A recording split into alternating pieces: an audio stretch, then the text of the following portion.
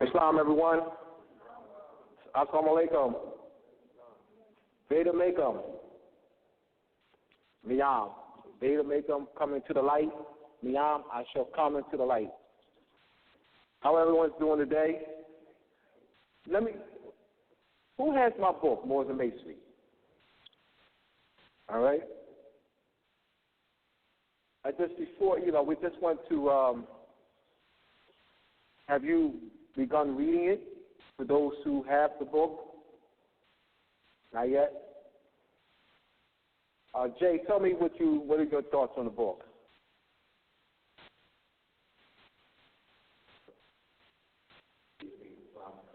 Peace.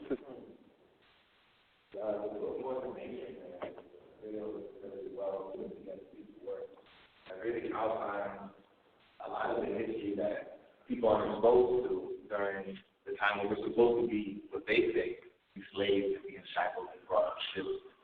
And the book just pretty much destroys all of that. It shows the power that we actually had as a nation during those times, showing, treaties and letters, European powers asking us for permission to, cross the Atlantic even, it details so much, and it's just really heavy. Everybody should have it. Like, if everybody's been indoctrinated with the normal history story, they should have this book to counter that something that could, be in our favor.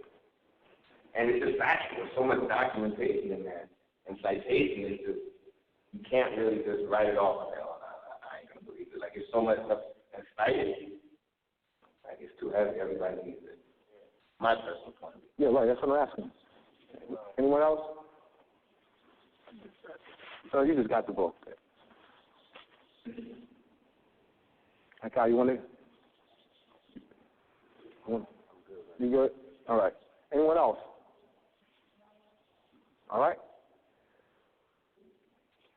All right. So last time I was here, once someone mentioned the secret relationship between the blacks and the Jews. That was compiled by one of the research team of the Nation of Islam. I since looked through both volumes, and what I was looking for in the volumes is ship logs. There's no pictures of any ship logs. What's in both volumes is what's not in the volumes. They don't present any information about where we were captured in Africa. There will be shipping laws. There's no shipping laws. The book outlines, documents the number Barbados, different bankings and their actual names and so forth. Particular ones who they've owned maybe 10 or 20 of them, but there's no documentation that talks about the actual transportation. There's no evidence of the transportation from the continent of Africa to North America, Central America, South America. Someone brought that up.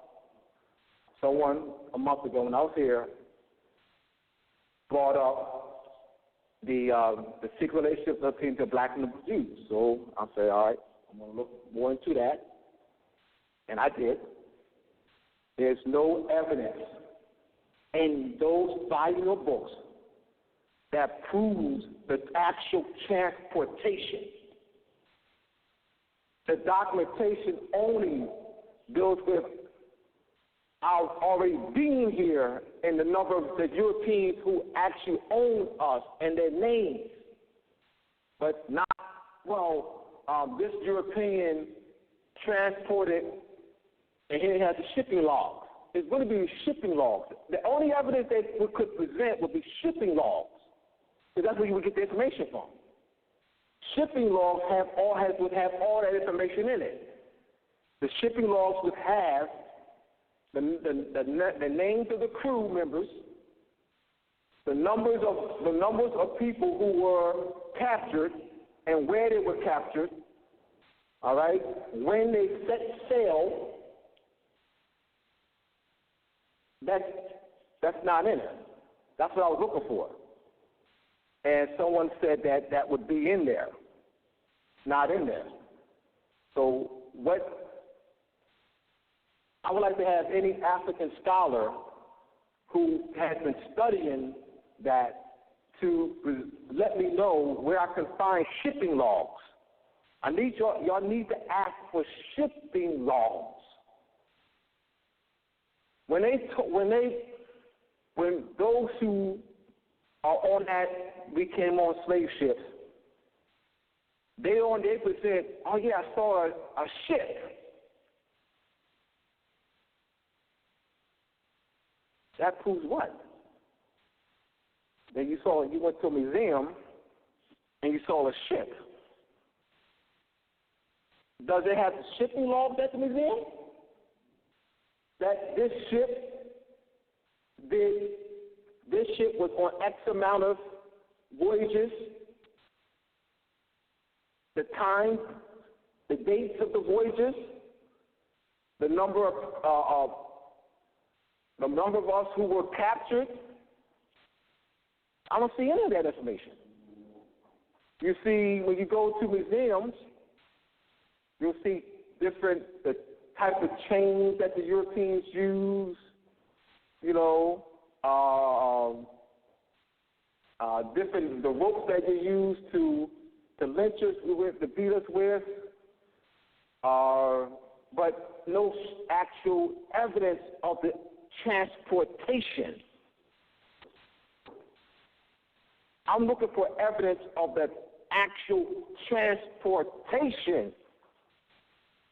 If it's 10 million, why is it so hard to find? Come on, fam. If it's 10 million, why is it so hard to find? Can I get one? I'm not even asking for ships, brother. Shipping laws. You're not going to, brother, this is a business. You have shipping logs. All that information is cataloged, documented in a shipping log. That's where we the crew, their names, the crew members, their names, the captain, the date on which they arrived in a nation state in a kingdom in Africa, the date on which they arrived. Right, one, the date in which they set sail from over here, all right, the number of crew. So that means it'll be just the only ones that will be on the ships, leaving from here to County Africa would be what? The crew members and the captain. That's the only ones that will be on the crew. It'll be the food that they were, the amount of food for the crew members, the amount of food that was taken, the amount of how much water that was put on the ship. Everything's cataloged. I don't see that in the secret relationship between blacks and the Jews in the book. They don't even document the number of what they call so-called Jews who actually owned us. They don't document the number of Jews who actually, transported us. It doesn't document transportation, though. It doesn't document transportation. Why is it so hard to find? It said 10 million. Can I get 1, 2, 3? Why is it so hard to find?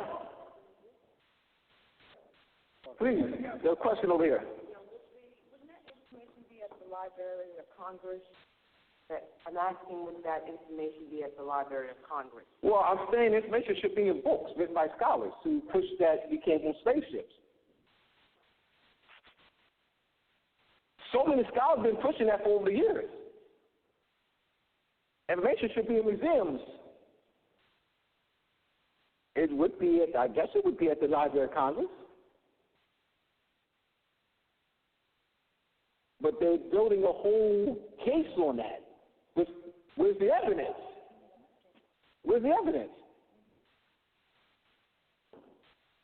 So, if African scholars, I'm going to challenge them.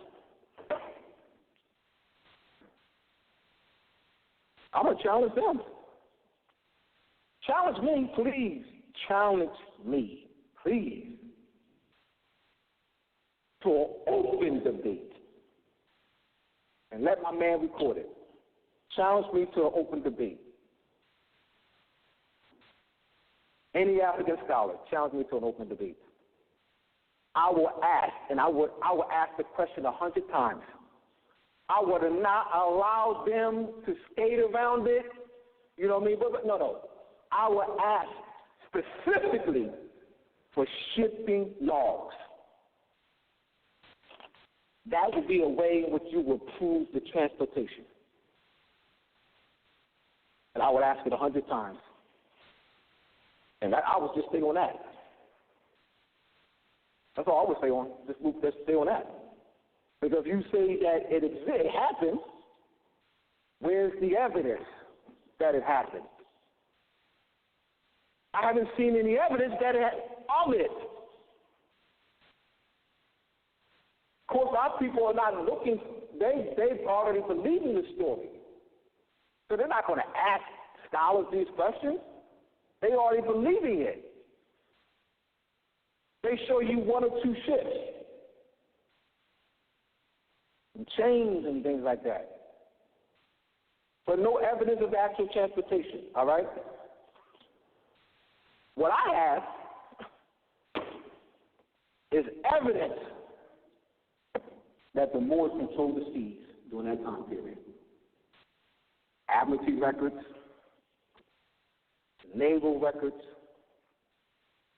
state records. In order for the Europeans, the Spanish, the Portuguese, the French, the Dutch, and English, to transport 3 million, 4 million, 5 million, 8 million of us from the continent of Africa to the Americas, they had to have control of the seas. Why did the Europeans, why is there information that's more information not taught in schools? We're not talking about colleges. It is taught Robert Davis, Linda Colony, but their classes are electives. Their classes are electives. Not part of the United States history at Ohio State University, where there's 50,000 students that's taken, United States history. His class is an elective. You would have Europeans who take his class and they're interested. They're trying to pass, and that's one of the classes they take as an elective. We're talking about part of the mandatory curriculum. So yes, information like this is taught in colleges, but their classes are electives. I'm talking about what's taught as the main curriculum in elementary school, middle schools, high schools, and college. Why is it that I can talk to history? People with BAs in history. I've spoken to several people with BAs in history, and they have no knowledge of this information. BAs in history and no knowledge. George Washington's letter. Treaty of peaceful friendship between Morocco and the United States. The Continental Congress debate in the 1770s, where there's and also debates in the state delegates, where the debate was whether to pay us annual tribute, to continue paying us annual tribute, or to put money for a navy. So this is not only in the Continental Congress, this is in all the state delegates. Michael Oren, who is the ambassador, the Israeli ambassador to the United States. Michael Oren graduate of Columbia University, where Barack Obama went. I can't remember the title of his book, but he was giving a lecture at his university where he graduated, Columbia University, and he was talking about the history of how the United States started a Navy and the struggles with the Moors and the conflict and the state delegates. Students were flat, as well as his former professors.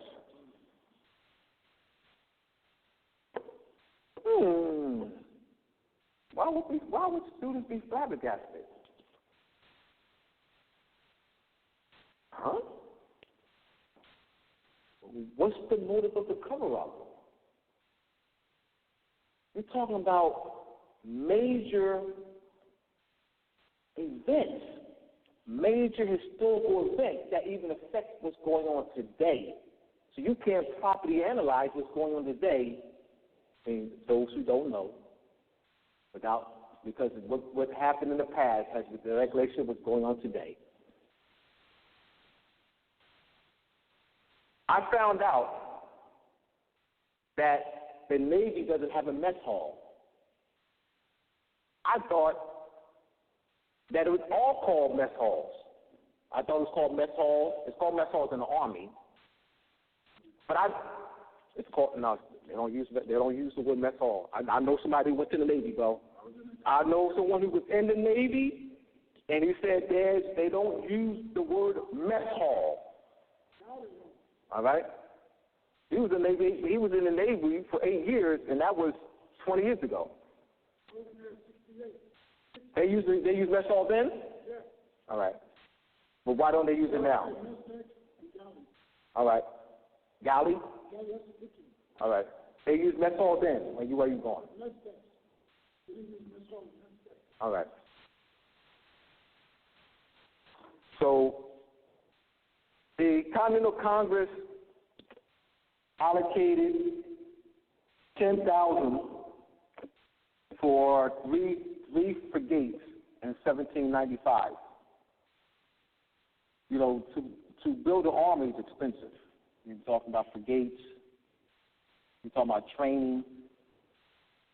So this was a major issue with George Washington administration. Thomas Jefferson was instrumental because he was the one that led the charge in having the occupying power to stop paying us tribute. See, Thomas Jefferson was dead set against tribute payments, dead set against that. He was dead set against ransom payments, tribute payments, dead set against that. George Washington was weighing the finances. You know, it's not something that you say, oh, yeah, we're going to start a Navy tomorrow. No, you need finance. You can't just decide to start a Navy tomorrow. You're talking about a huge expense. So a lot of expenses were put into paying us tribute. $10 million from George Washington administration to John Adams administration was paid to us in tribute. They don't know who we are. It will be United PA's in history. They're not even aware of this. Yes. I'm gonna connect, make that connection too. I'm gonna get back to this. Go ahead, bro. I'm gonna get to. I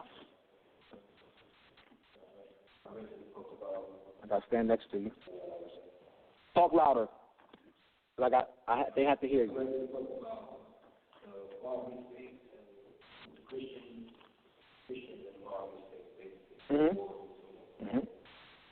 At the bottom of one of the pages, I did see that the United States, before the war was even over, the United States was dead for $25 billion, and they weren't paying out. I can't recount the exact billions that they paid us over that time period, but I do know that they were how they begin today. By the time of the National Revolution. Yes, absolutely. I probably have it in the section. I have a section called the Preview to Moorish Masonry Part 2. I list all my bibliographies for Part 2 and Part 1. All right. Yeah. Well, so you probably get online too, and yeah. So let's look at this.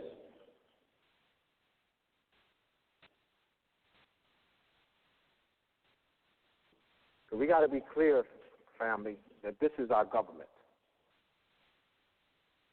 I mean, I don't know a United States government. United States government, what's that? It's the Moorish government.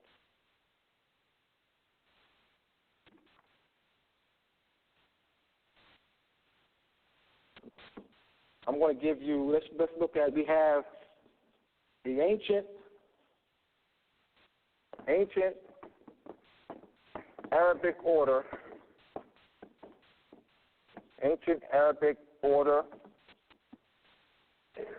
of the nobles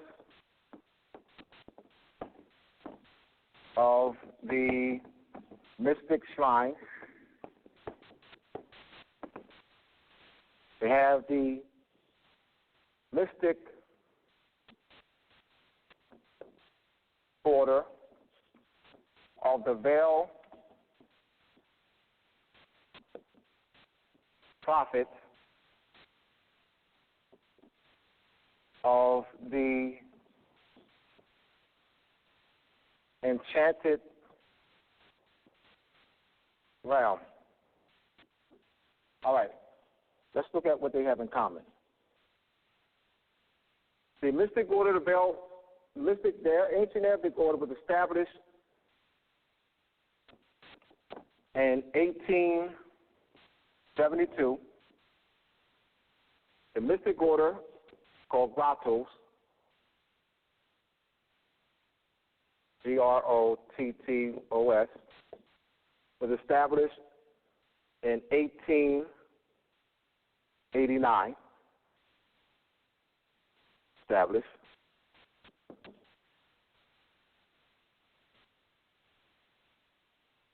The Europeans in their ancient Arabic order wear our Moorish fez. And they wear the red or burgundy fez.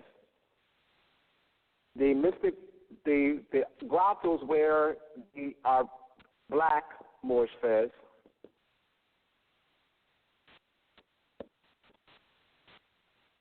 They both use Moorish names for their temples. They both use Moorish names for their temples. They don't know who we are. All right. You're right. They both use Moorish names for their temples. They both wear Moorish clothing.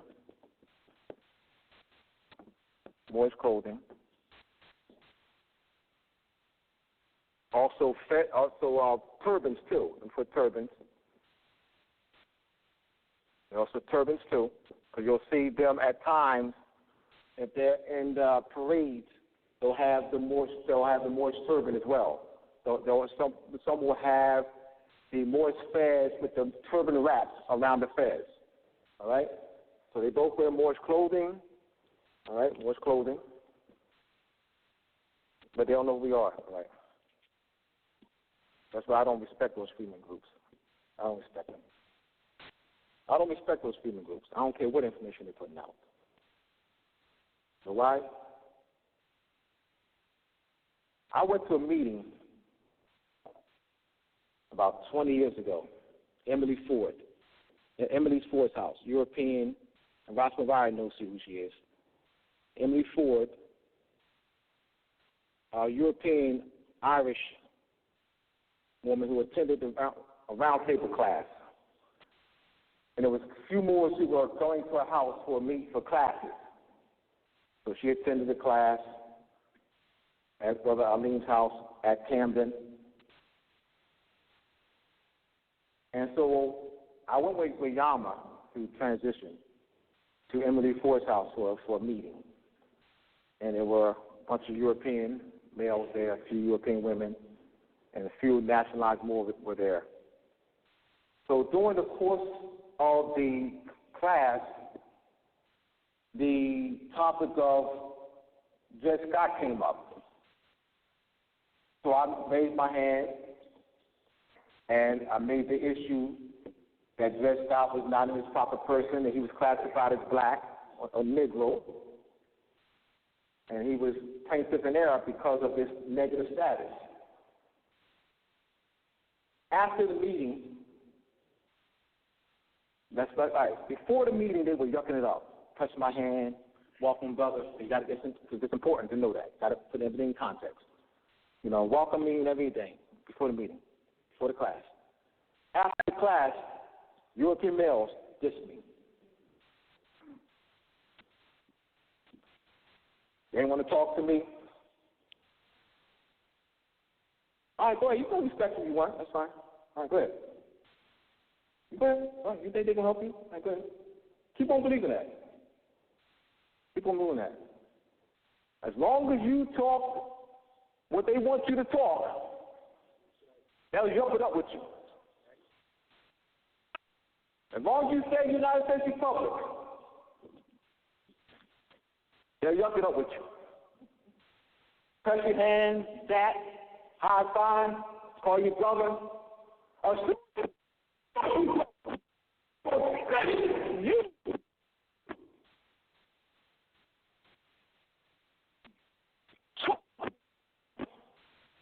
They will use as their power to get what they want. But while they pushing the true history, I ain't done. 206 shrine temples in the world. 206 shrine temples in the world. They stopped ancient Arabic order of the shrine, now use the name Shriners International. 200 shrine temples in the world. 30 grotto temples in the country.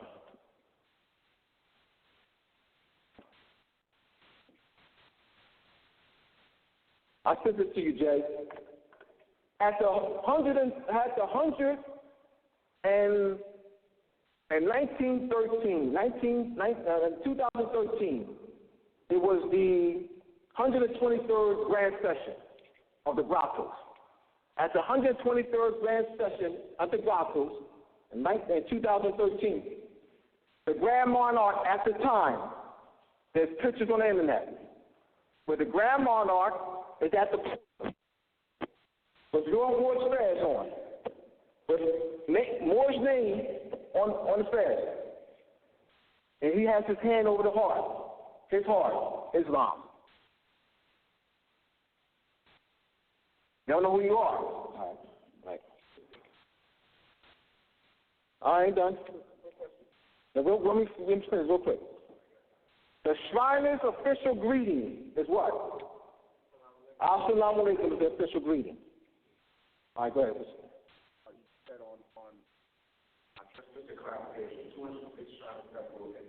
Yeah, they Philippines, 130, 130 temples in the country. I have all of them. I have all 130 that'll be listed in part 2. I only have about 10 or 15 in part 1, but I have all 130 that I'll put in part 2. All right. In our, not in the country, in our Moorish. Let me put. I don't want to say in the country. No, let me stop. Let me stop that. Let me stop saying in the country. I don't want to say. I don't want to say in the. I will. You know what?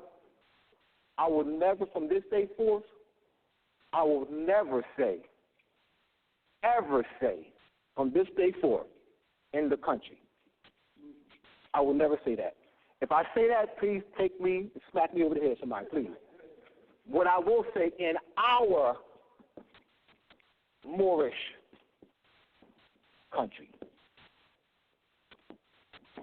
That's what I'm saying. I'll never say in the country again. I'll never say in the country again. In our country. And don't say fairs. Say what? Fairs. It's ownership. Yes, it makes a difference. Because why? Europeans are claiming that this is their country. One thing that I mentioned in class on Monday night in my etymology class at Temple University at Philadelphia is that the Europeans, because of manifest destiny, the Europeans have been conditioned, to fight to the death. The Europeans will fight to the death to defend the colonization occupation of our country. They will fight to the death. We're not willing to do that because we don't think it's ours. We think that we came on slave ships and they brought us over here in the hells, hold the ship. Through manifest destiny, they have socially engineered and groomed the Europeans that this is yours. Fight to the death. This is yours. They even wear your guards, wear your Moorish fans. They will fight. And we will not do that. But I understand why. I understand why we will not fight to the death. I understand why. They're taught, we and them are taught in schools that they are the founders. Why would we fight to the death? They're taught that they are the founders.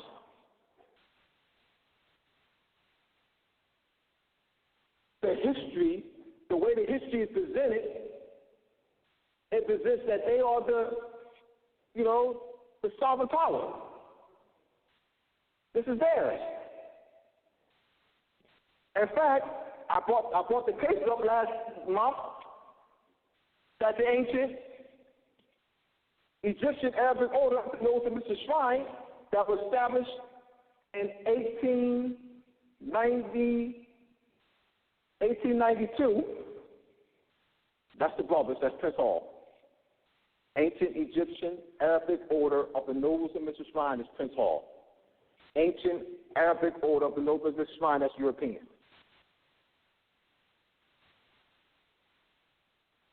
The brothers did not make the birthright argument. The brothers, the European, the local chapter, the local temple of the ancient Arabic Order, the Europeans, at Houston in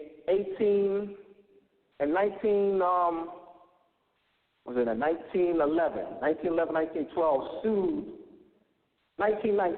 sued the local temple of the brothers, ancient Egyptian Arabic Order.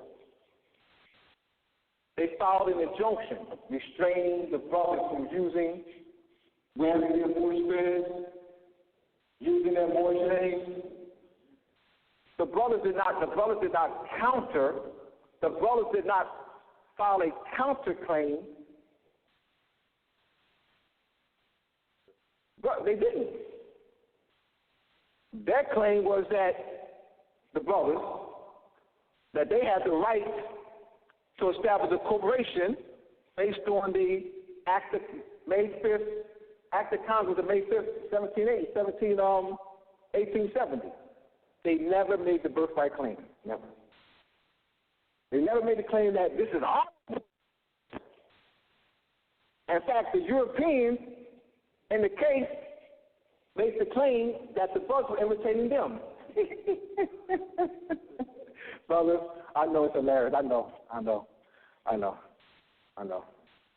You see where I'm coming from? So the Europeans, through manifest destiny, have this mentality that this is theirs. How dare you wear my fez? I'm a European. How dare you wear my fez? I'm serious. So, Europeans will fight to the death. We got to talk real talk, fam. That's manifest destiny. The Europeans, they can't afford to have these Europeans to come help you. They can't have Europeans in that mindset of having sympathy on you. They can't afford that. This is real talk, fam. And we need to talk about these issues in open. I know, hell with that. In open. This is real talk. And they take this seriously, family. Go to George Washington, Masonic National Movement, and actually go to any European shrine, temple, rock temple, and see how grand it is. They put a lot of fun. That's an indication that they take it seriously. They put a lot of money into their temples. A lot. These aren't some little houses. They don't have meetings in some little house. They have their meetings into grand buildings. They put a lot of finance. I mean, they take it seriously. Our brothers and sisters don't take it seriously like that. Unfortunately, and I understand why. They don't. I love our brothers and sisters. I love my Masonic and Eastern Star brothers and sisters. But they don't take it seriously. They really don't know what they have. They do not take it seriously. They see it as this mere organization, not understanding its government origin, birthright tie. They see the fez as the headdress of the Shriners. The fez belongs to the organization. They don't see the fez belonging to their sons and daughters and nephews and uncles and cousins. This is real talk. All right? Any questions before I go on? All right? So I need to let you know this because this is let you know how broad this is with the Europeans. Now, there is a military, during the Civil War, there was a military order called the ZOUAVE, Z-O-U-A-V-E, Z-O-U-A-V-E. And this is, I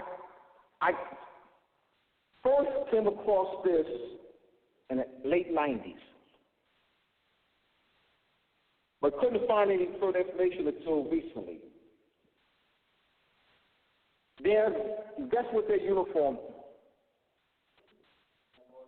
Thank you. Thank you. This is started before these two orders. All right, 1861. And there's also, and I sent this to you too, Jay, documentation that they started earlier, and it was what? When I came across the book, the Civil War, the book was on the Civil War, and they actually had a drawing of Europeans wearing the turban and Moorish fezzes and jalabos and pantaloons, fighting. So that was a uniform. So this was the infantry, not And I really thought it was because there was some small infantry. It wasn't. It was in Philippines, Mexico. It actually spread. I'm like, oh my gosh, this is bigger than what I thought it was. And remember, keep in mind, this is 1861, even in 1850. The ancient Africa was established in 1872. The Gothas was established in 1889. And guess what they said? I got you. Give me a minute. Guess what they said about the infantry, wearing the garb? That it was an honor for those who wore it. And seen as some, an honorary infantry. So these Europeans give high respect to our Moorish flags because they know what it is. And the Moorish garb and pantaloons. The brothers, I feel, don't do that. There's a different mindset, the Europeans, because of the manifest destiny doctrine. Different mindset. The Europeans have been conditioned that it's theirs. And you have to condition them that way so they can fight to the death for it. We're not there yet. We're not there, fam. Trust me. We ain't there. We ain't there. We ain't there.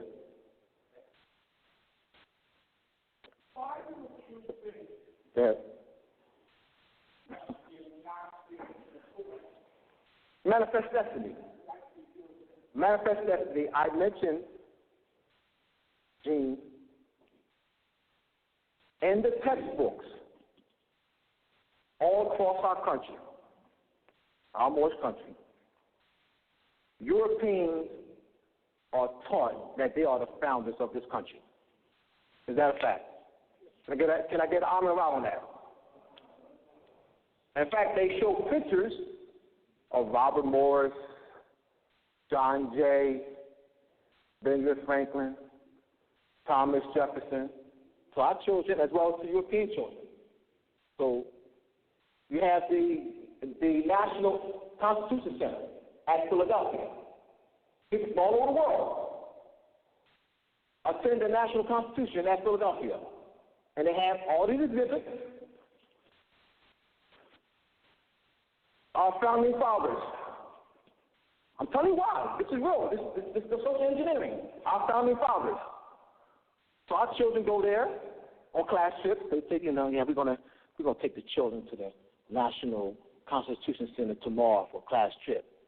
So the Asiatic children, what do they see? What Asiatic children go see what? They're gonna see Europeans in position of power. The founding fathers. This is why. It's just that simple. It's just we don't have to go. No, it's just that simple. It ain't no deep. It's not deep. You know what I mean? This is every day. So you're talking about preschool, first grade, second grade, third grade, fourth grade, fifth, seventh grade, ninth grade, 10th grade, 11th grade, 12th grade, even in adulthood. Independence. July 4th. I'm still answering this question so you can really understand why. Independence. What they call July 4th. What do you see on July 4th, y'all? You see American flag on July 4th? Star Spangled Banner. All right. So you see these T-shirts, Star Spangled Banner, all these parades all over our country. You see Europeans. You know what I mean? You'll see what they reenacting, Europeans. Drums and Europeans. This is why. It's just that simple. It's just that simple. This is why. So exactly, that happens every day. What do you expect from them? They done their job correctly. They put it to the face that we are. But the psychological damage they've done. And you are right. And what do you expect? A lot of our students, they don't know what's going on. I'm with you, fam. man. You and I are on the same page then. You singing my song. I ain't singing this song. You singing mine. You singing my song. That's exactly what I'm saying. So this is why there's need for this, folks like this. I ain't going to be sitting around, be bitching and complaining about Europeans ain't teaching us the true history and all that. I'm going to be sitting out my complaining. You complaining and bitching in the morning about that don't mean jack. Oh, let me stop using the word that. I'm sorry, I didn't see her. I apologize.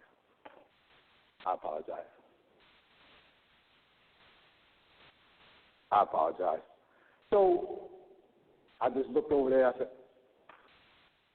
so that's why. You say you clear on that, Gene? All right, good. Question? Yes. The who? The who? The quote-unquote founding fathers, yes.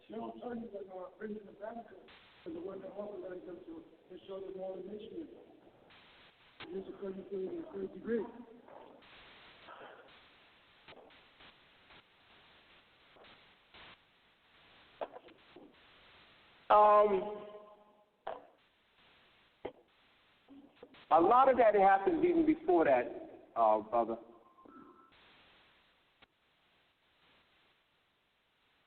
You said the use of 33. What does that mean?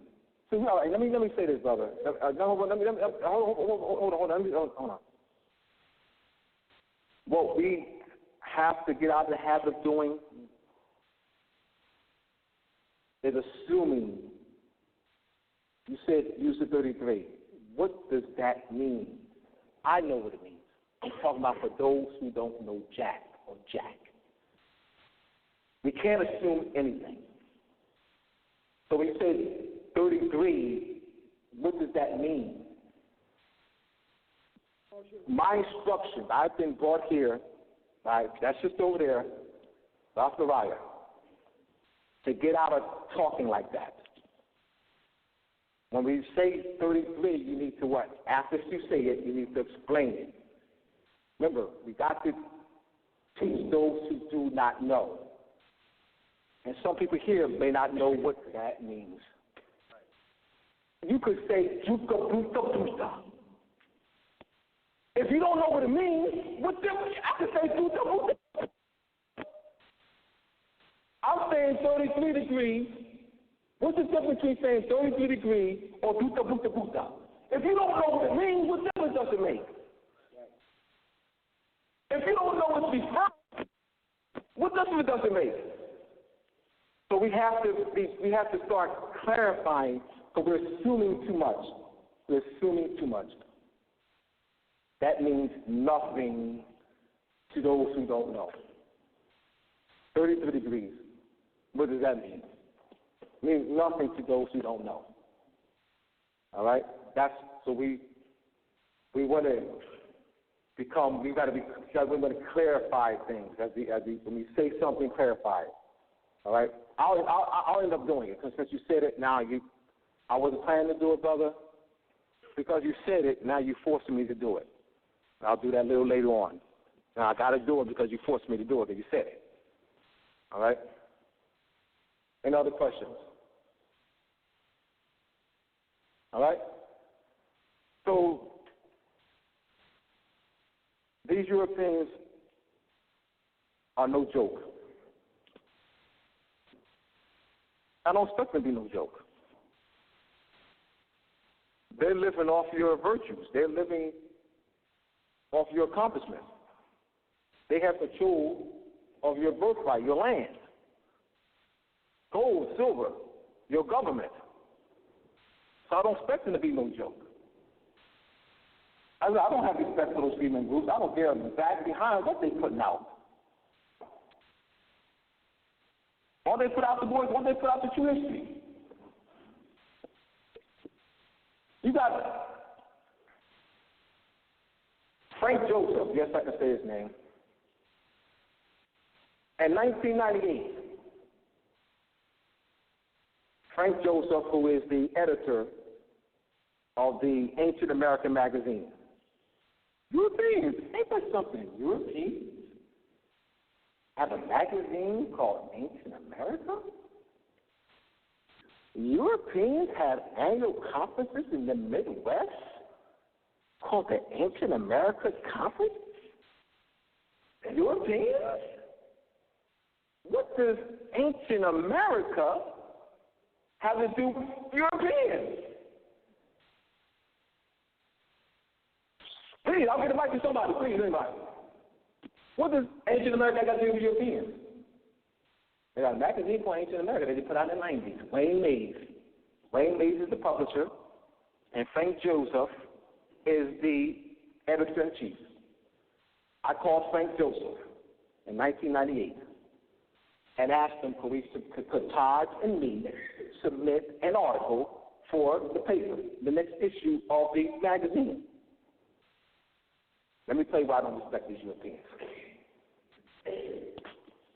He was open to that, all right, excited, couldn't wait to receive my dish.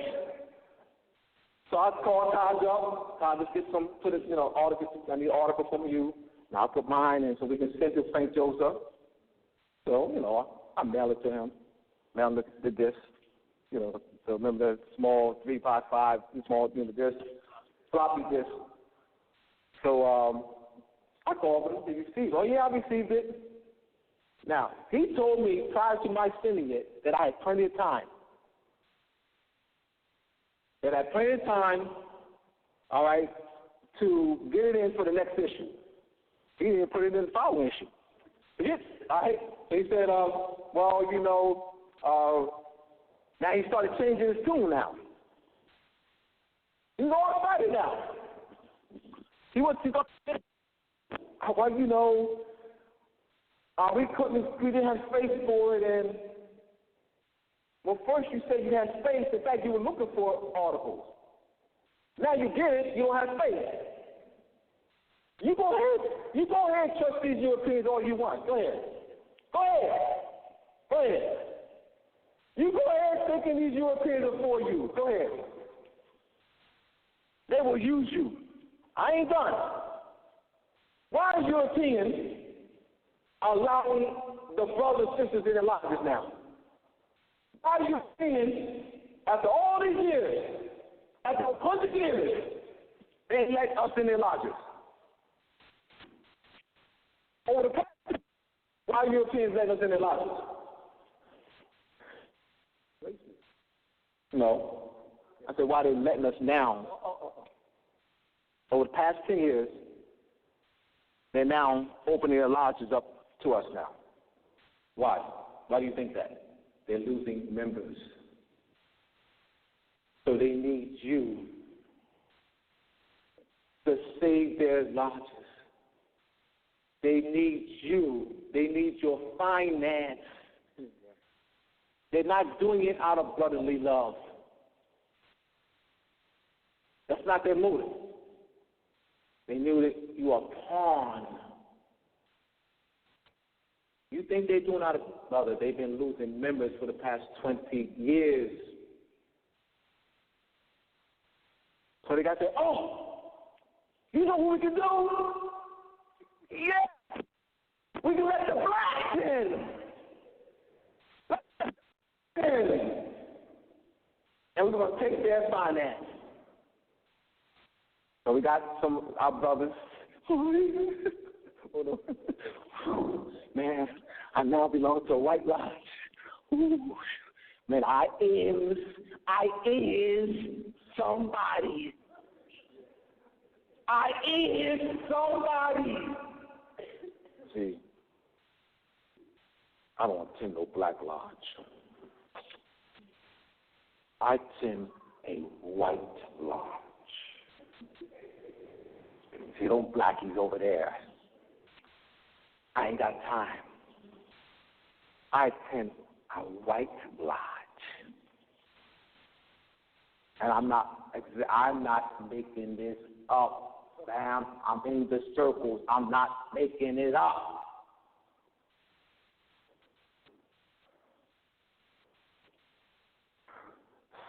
Master accepted me Ooh, oh, man. I'm among the privileged. See that you? Fall behind. I'm going to say the A word. I know not to say that. They're using you. I don't respect them for what? What are they doing? Doing what?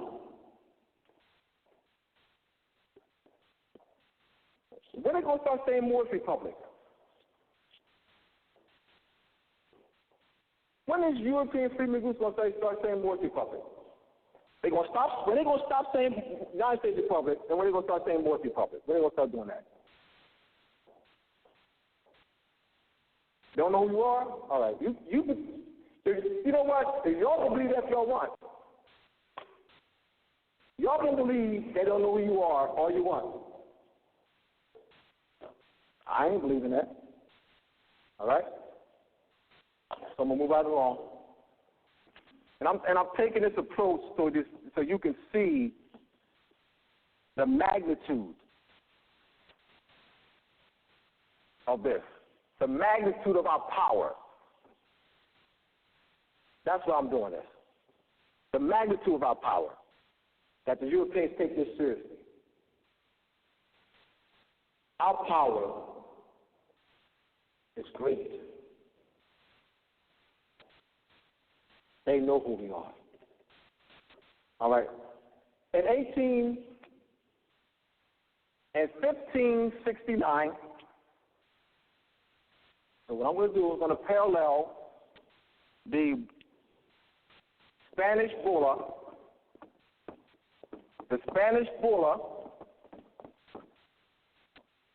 of 1569 to the 14th Amendment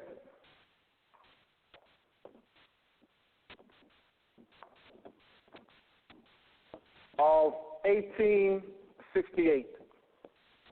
Let me parallel these. What they have in common. Look at what they have in common. All right, let's look at this. The Spanish bulla of 1569, the Moors, I'll put up here, the Moors, the defeated Moors in Al-Andalus, to be more specific, because we were in a total defeat. So the defeated Moors in Al-Andalus, Al, and the land of the Vandals, were put under Spanish rule. All right, here we go. 1. Moors were classified as Spanish. Let's put points here. Classified as Spanish. All right. Now let me explain this, y'all. You study international law. When a nation defeats another nation and captures that nation's citizenry, the conquering nation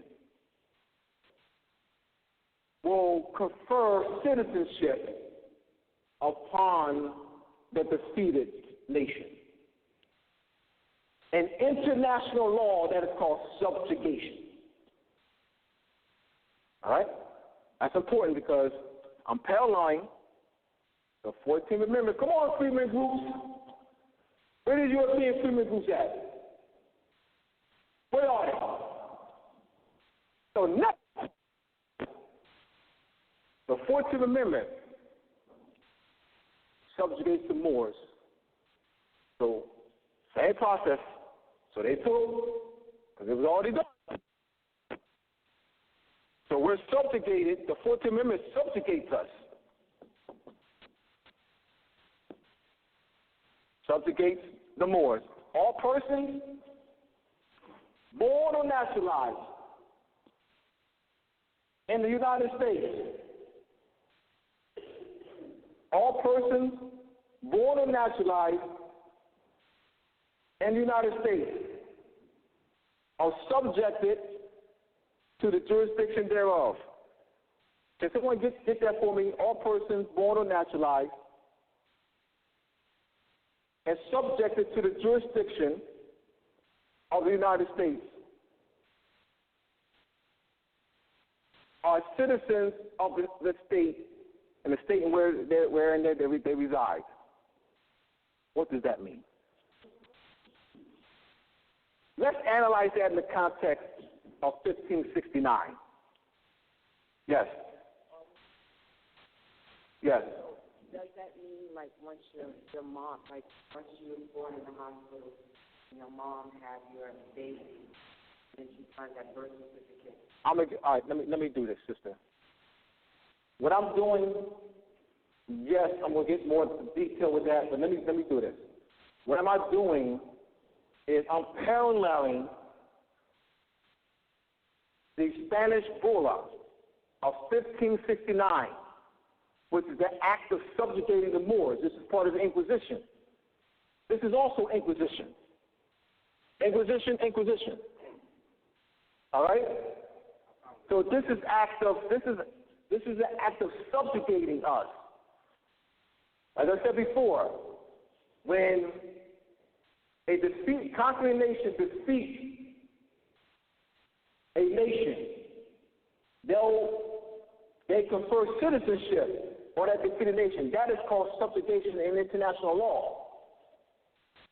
That was in 1868. The birth certificate is, all right, the birth certificate is a document, all right? So now you're talking, here I'm talking about what this means, all right? Birth certificate is tied to this. All right, so all right. You got a birth certificate, so this is, let me say this is the birth certificate right here. All right, so since you brought it up, all right? So this is evidence right here. This is evidence of the subjugation. All right? Now, the freedmen groups are not going to present it this way because they're trying to maintain control of your country and your land and your government. You know, those say you black people, so forth, and Negroes. They'll never parallel the Act of 1569. All right? So this is evidence that you're subjugated.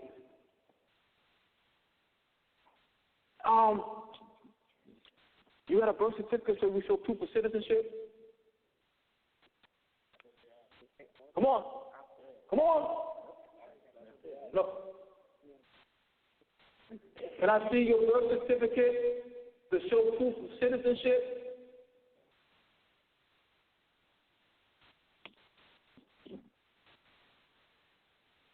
Act of subjugation. Right. The issue is that our people don't know the true history.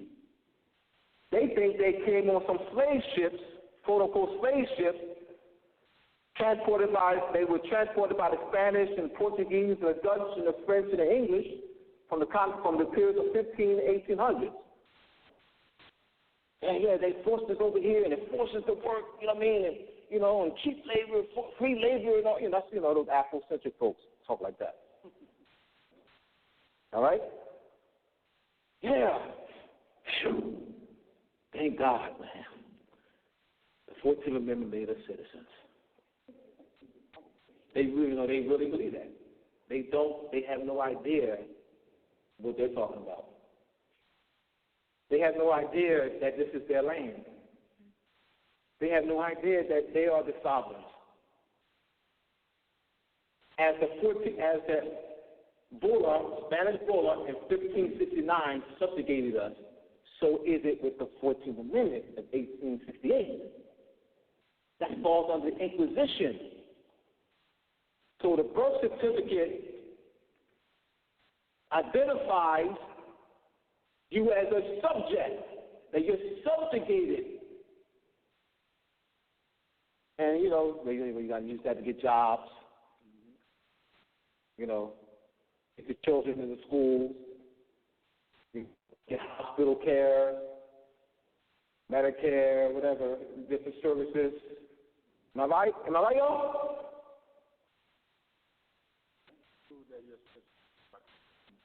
Right. It subjugates us. All persons born or naturalized. So, I got you. You had a question? No, you said Oh, yes. Read it, please. All persons born or naturalized in the United States and subject to the Jurisdiction thereof are citizens of the United States and of the state wherein they reside. All right. No state shall make or enforce any law which shall enrich the privileges or immunities of citizens of the United States. All right, so let's look at that language. No, that's it. That's it. All persons, let's stop here. All persons born, stop here, born, because this, the word, our people wouldn't use the word naturalized. They'll say born. All right, so that's here. All persons born. All right.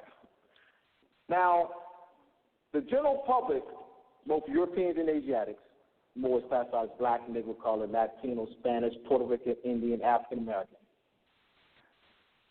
really think that the word person denotes a flesh and bone being. Stand up here, brother. They denote that the word person denotes a flesh and bone being. They don't know that the word person denotes corporation, stock, bond, and individual. The word individual is not up there, but individual too. Stock, bond, commercial paper,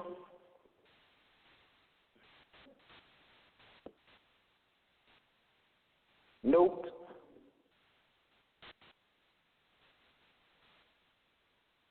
company,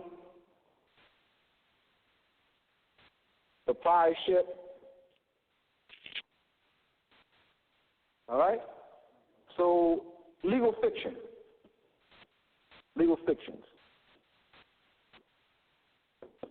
On paper.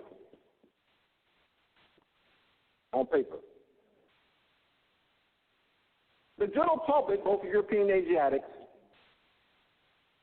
because of social engineering, think that the word born means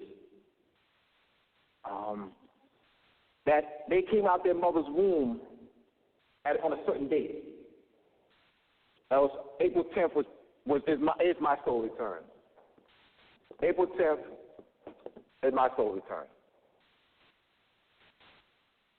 So, thank you.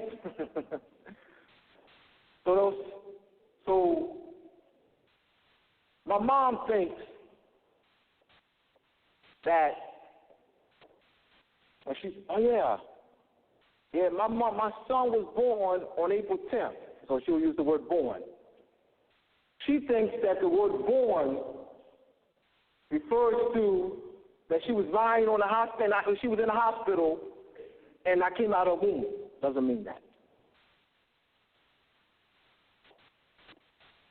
The word born, created as a legal fiction on paper. So they're using legal jargon. They know that the general public has one meaning.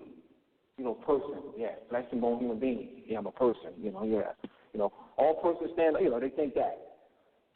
They know that the general public thinks born means that you came out of your mother's womb. You can be born on paper. as a stock,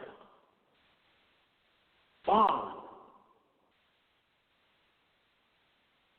So they have, the Europeans, through the false history, are using the 14th Amendment as a act of Congress to continue to subjugate us. Whereas our people think that it makes us citizens. This is,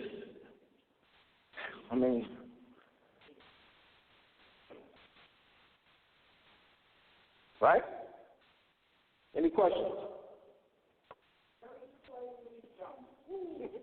Well, of course. Of course.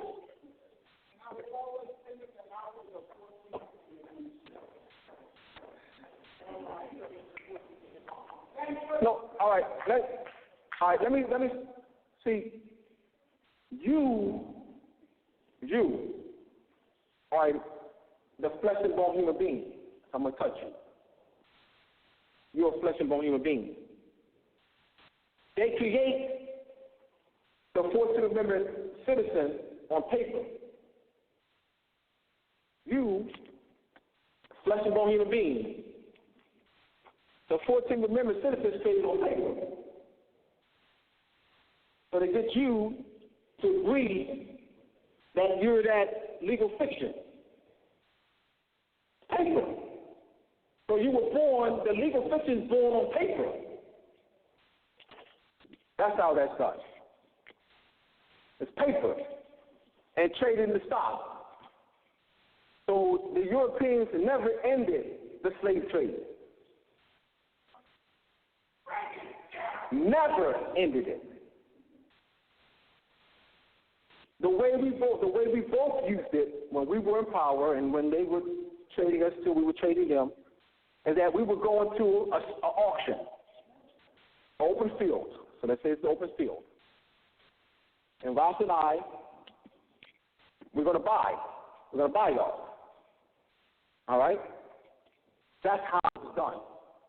It's not done that way today. How's it done? Stock. Paper. Creating legal fiction, so it's done, you're traded every day on paper. It's still trading. It's still trading. What has in common? It's still trading. They just changed the methodology. That's all. It's still trading. They never ended it. They just changed the way in which the slave trade operates. That's it. Afrocentric scholars teach our people that slavery ended in 1865. They still trading us and subjugating us in the 14th Amendment. We are the sovereigns. This is our Moorish government. This is our Moorish country. And Europeans will fight to the death to defend their colonization of our land. I don't blame them. I wish we were like them. I wish we were like Europeans. That we would fight to. I wish we were like Europeans. I'm not going to fault Europeans. I'm not going to say. I'm saying I wish we were like that. We're not.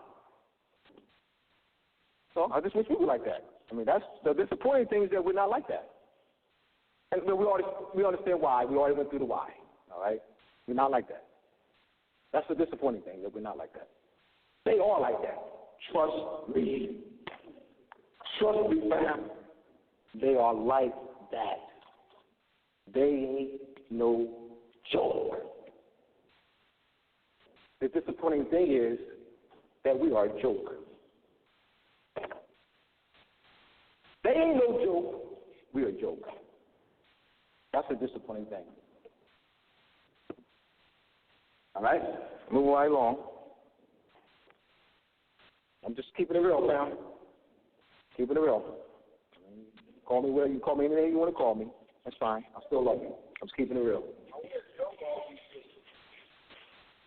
All right, and I'll agree with that too. Only I just use the opposite saying because Europeans are no joke with that, don't stand and fight. And we won't do that. Not with the same fervor, not with the same energy, not with the same thrust.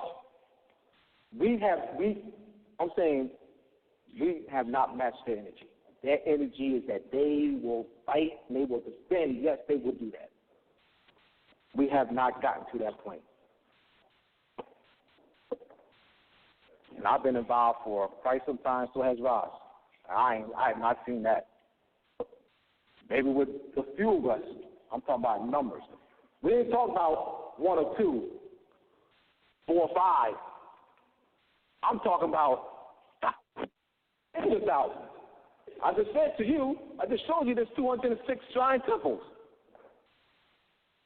and over 130 prophet temples.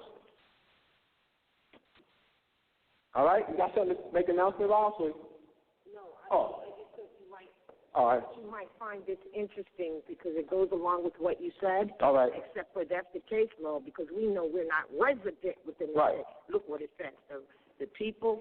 The people of the United States resident within any state are subject to 2 governments, one state and the other national. But there needs to be no conflict between the 2. All right, let me. Yeah. Are you a national or are you resident? All right. All right. Let me clarify that. That's good. Because we know, Ross, that the general public. All right. If someone who doesn't know jack about the history, let me put this up here. All right. You have 2 governments. Let me put it up for 2 governments. All right. Since I read it, I gotta. All right. There's 1 state, 1 national. All right. Because of social engineering, I'll go back to this again. This is good because it gives me the opportunity to use this, is to clarify this. Because of social engineering, our people, by the millions, think that the Europeans are the founding fathers. So when they see the word government,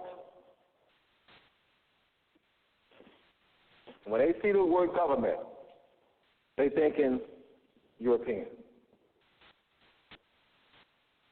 All right. Ask any child.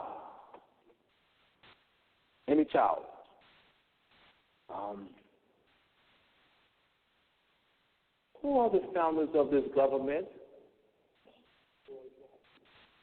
It's important. See, because of social engineering, I'm telling you, this is how they got it. Freeman groups already know. See, the Freeman groups do not clarify the history. So they're already taking the position that they are the founders. So we say 2 governments. So ask any child or adult. In fact, ask an Afrocentric folk. What are they going to say? This is the white man's government. And when they say white man, fixed in their mind, they got somebody look like Donald Trump. When they say white man, Afrocentric folk, they got somebody look like, in their mind, somebody like Jonathan Don't comes up in their mind. And they will say, this ain't no Moorish government. This is the white man. The white man was slaves in hell. This is shit. Thomas Jefferson and, all right? So we got to clarify this. All right? So when we read this, when somebody off the street were to read this, all right, this is etymology. I was brought here to teach etymology. My question is, they have words. You have, here we go. Thought, word, referring. Here we go. All right. Etymology applied. So when they read this, come out off the street. Let me read it again. Come out the street. What's going to be fixed in their mind? The people of the United States, resident within any state, are subject to two governments, one state and the other national, but there need be no conflict between the two. All right. Now, it says, all right, one state and one national. All right, that's United States and one national. United States, off the street now. And if I were to ask them who's the founders, they'll say, Thomas Jefferson, Alexander Hamilton, John Jay, Robert Morris, and the gang. All right? They're not going to say Moorish. You already know that's out. They're not going to say Moorish. You already know that. All right? So this has to be, when we're presenting this to our people, it got to be, we have to be very clear to our people what is the name of the government first? Moorish government. Got to be clear on that. Moorish government. Who are the founders? So name of, this is one national, right? Name of government. Name of national government. Name of national government. Founders of national government. You got to, this is what Europeans do. Europeans do Boston and all, Thomas Jefferson and them. European freedmen groups. They're not, European freedmen groups are not going to do this. All right? Founders of the national government. It's important that we do this. Very important that we do this. We've been conditioned all our lives that the Europeans are the founders. So we're reading this, that's going to be in our minds. I'm not talking about y'all, the millions of our people. The millions of our people, that's going to be in their minds. As long as that is in their minds, that thought gives European power.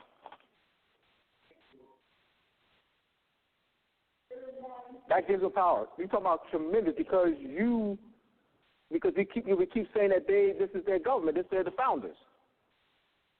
We read that is that just like the brothers said, I got you. Just like the ancient Egyptian Arabic order of the Moorish shrine. Back in 1919 at Houston, that local temple. Europeans sued them, filed an injunction. So we ended up eventually going to the Supreme Court, and the brothers filed, an appeal that their right, based on their right to form a corporation, was based on the Act of Congress, May 5th, 1870. So we don't even have that mindset that this is ours. We've got to continue to convey that.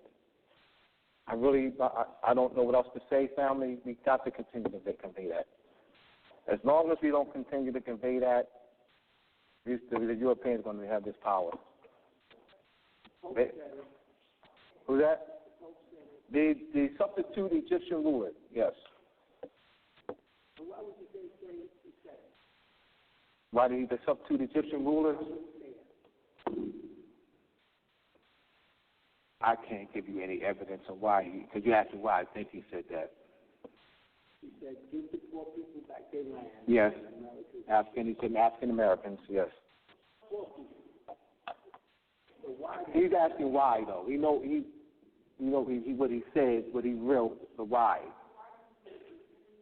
All right, yes, that's her. She said she's trying to wash herself of any quote unquote sins. I think because of the religion is not real. To take the pressure off him, to lie on. Hold on, y'all, hold on.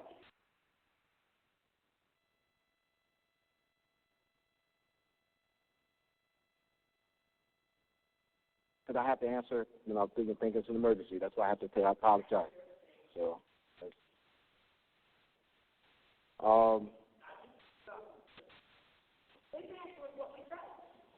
yes. Yes. Let me move on then. Let me move right on. All right?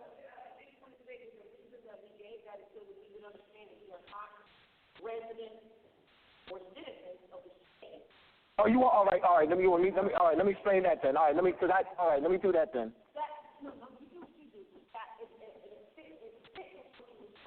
Yes.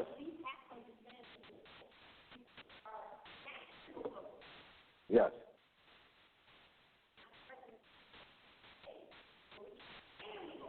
And then he said something. We get that clear. You don't start saying that. From our mouth, they're going to be one of those really into a part of their business.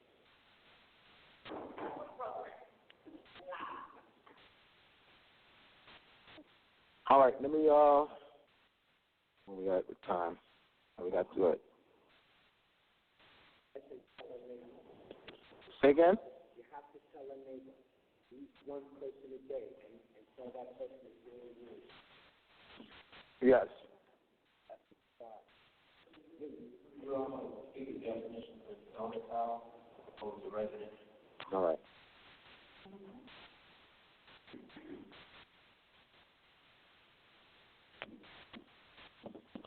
Domicile, home, inhabit,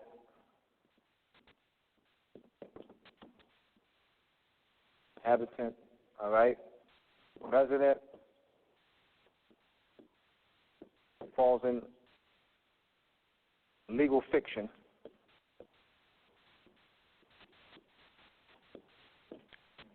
So it says resident of the state reside in the state. All right, let me talk about what people think it is. When people say that I'm a resident of a state or reside in the state, they think that that resident of the state or reside in the state refers to some geography. Let's first talk about what people think it is. Yeah, geography, all right? Geo-earth, all right? Has some longitude, latitude lines, or physical, all right, location, all right? That's what people think it is. All right, that's through social engineering. So when you say all right, resident of the state, reside in the state, let's go back to born. Go back to born. Once again, created as a legal fiction on paper. Born in the United States. I already explained this, but I'm going to show I'm making a connection to the phrase born in the United States to reside resident of the state or reside in the state. All right? So it's similar in function.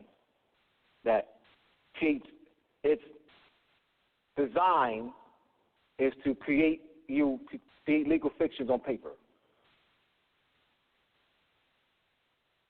All right? So they're using language to establish jurisdiction. Born in the United States, resident, person, individual, all right? Individual stock, a bond, all right? So the general public has been conditioned into thinking that an individual, how you doing? That an individual denotes a flesh and bone human being. Doesn't. So this is using words of art. Symboliography. Symboliography. Sim. S-Y-M. Boli. B-O-L-A-E-G-R-A-P-H-Y. Symboliography. S-Y-M-B-O-L-A-E-G-R-A-P-H-Y, which is the art and cunning deception, art and cunning of drafting legal instruments. The art and cunning of drafting legal instruments. And the word art refers to cunning, deception, all right? Deception.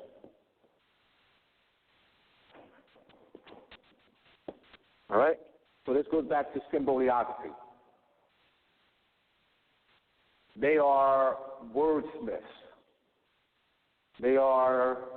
But they use it for deception. So there's one set of meanings. They're actually using two sets of meanings. One that they give the general public, individual. They teach the general public that individual is a flesh and bone human being, that a person is a flesh and bone human being, a resident, so one who's actually in a physical location. See, that's words of art. Is that where they get the fork tongue?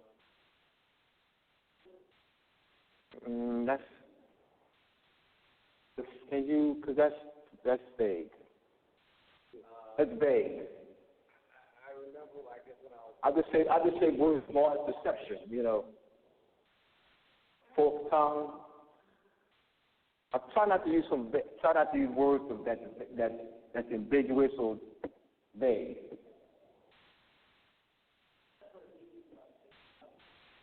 Yeah, two sides. Yeah, fork tongue, two sides. All right. Thank you, Ross. All right. I've heard it. Yes. All right. Thank you. All right. All right. So, fork tongue, let me use that. Let me give you a synonym for fork tongue. Ambiguous. No, same. Ambiguous would be the proper synonym for forked tongue. When something that's ambiguous could have, you say it could have the meaning could be one thing, or it could be another thing. All right, could have one meaning and another meaning. This like in words that are in math, used in math, there are references, there are referents when you deal with math. They use words that have direct meaning, clear-cut reference. Ambiguous means it could mean this or it could mean that. Forked tongue.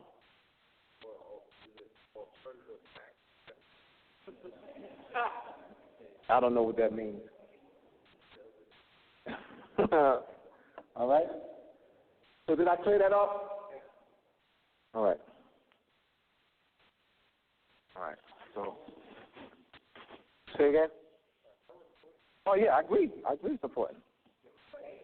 A question? Yes, I'm sorry. Thank you. The word person, individual. And individual?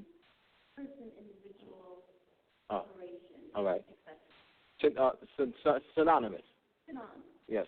And in the sense of the legal fiction, we know now because of studies that those words, although in common vernacular, human, functionally, those are referring to the natural Absolutely. person. That's what that, exactly. Yes. We know that in legal terms, they are referring to something other than that. So at what point did the word person stop? Where was the junction or was there a time when the word person only meant natural person, and then at some point it was assimilated into this other And I understand. You know what I mean? All right. I understand the question. All right. All right. What she's asking is that she's clear that the word person in general usage, the general public has been so groomed into using the word person in the sense of a flesh and bone human being. So she's clear on that. She's saying, on the other hand, the word person in legal jargon refers to corporation, company, stock, bond. So she's asking, well, did the word person at one point in history denote a flesh and bone human being? That's a great question. I want to use documentary evidence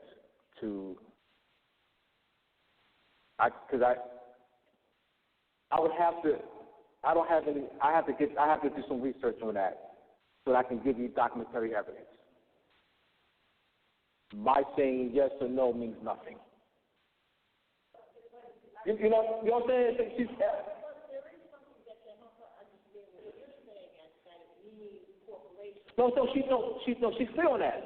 So, what I'm saying is, if you read the definition of person itself, it says in there, person as used in the 14th Amendment does not mean flesh. No, right, that's not. Oh, she's clear. All right. What she's asking,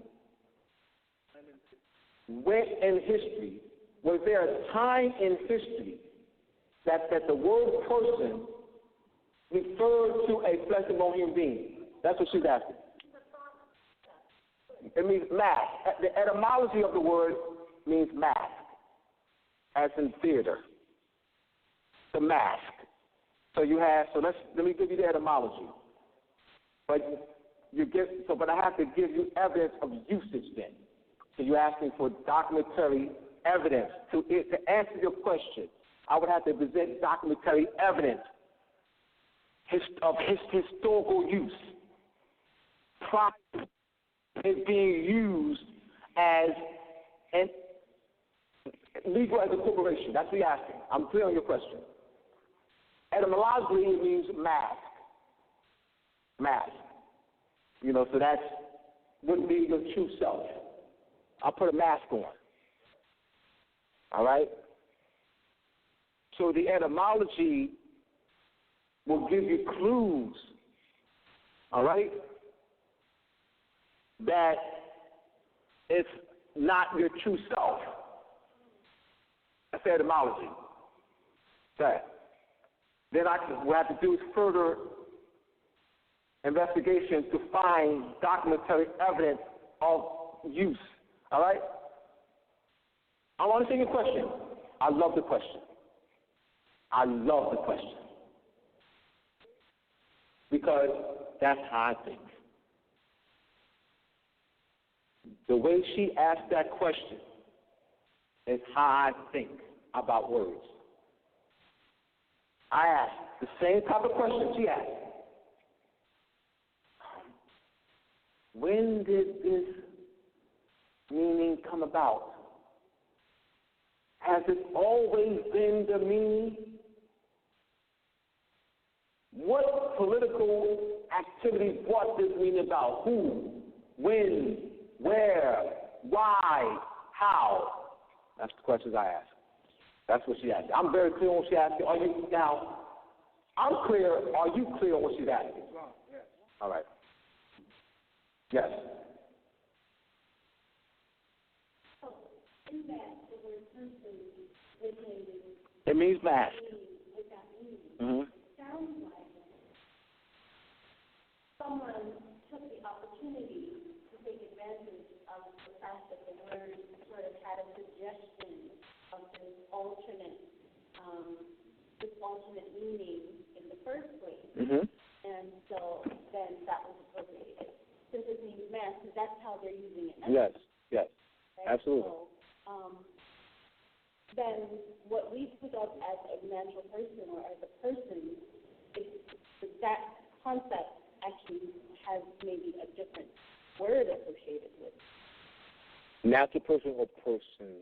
Well, I'm saying person in the sense of the fact that in common vernacular we say all right. person as though natural. Yes, absolutely. So then there is maybe another word that's more appropriate in terms of defining. All right, I got you. Oh, all right, I got you. You know, if but person means that, then what's natural person? now let me say this. The word is on legal documents. The word's on tax forms. The word appears on a lot of instruments. All right?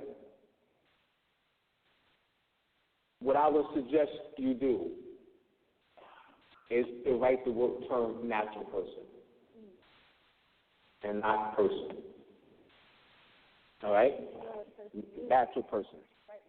You want to identify yourself as a natural person and qualify in parentheses, not to be construed or misconstrued as a person or artificial person or corporation or stock or bond or dividend or company or proprietorship. All right? All right? Any other questions? All right?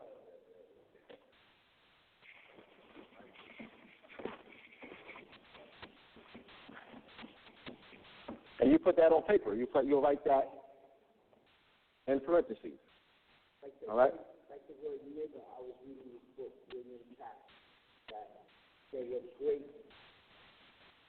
Like the word nigger, I read in this book, William Taft, that nigger was great Nigerian people, and the phrase when people are talking, they cut the word down to Niger, and when it's written on paper, people read it as nigger.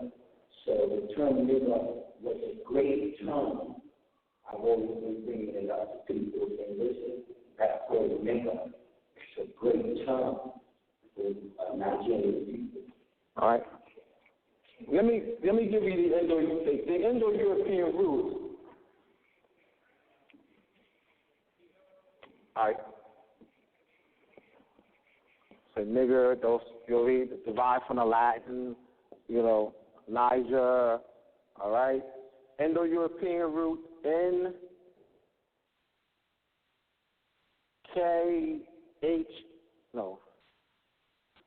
NKWT. NKWT is the now I've explained that, European root. See, I was ready to go to another area. But because he brought it up, I can't go on. Let's see how it works. Because then I'm moving on, and that's not need clarity. So I can't say he said something. Well, let me move on. I can't move on. I got to clarify it. You know, I mean, that's the logical thing to do. Indo-European roots, Indo, Sanskrit word is send, S-N, S-I-N-D-H.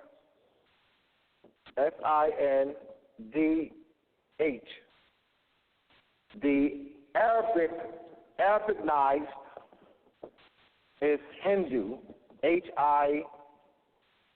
Hindu. The English is Indian. This is transliteration. All right? So Indo-European root implies Sanskrit origin.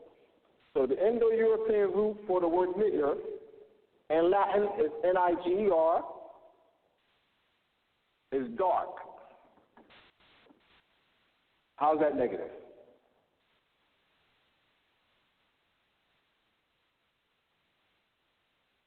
Come on, Afrocentric people.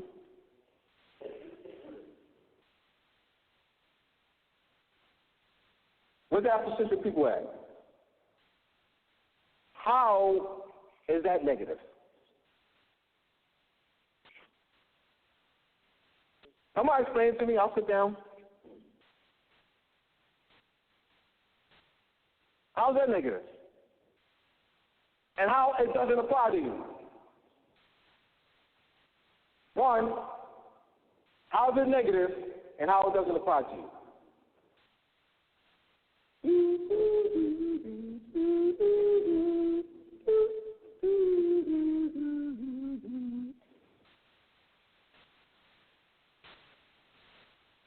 What did the Europeans do?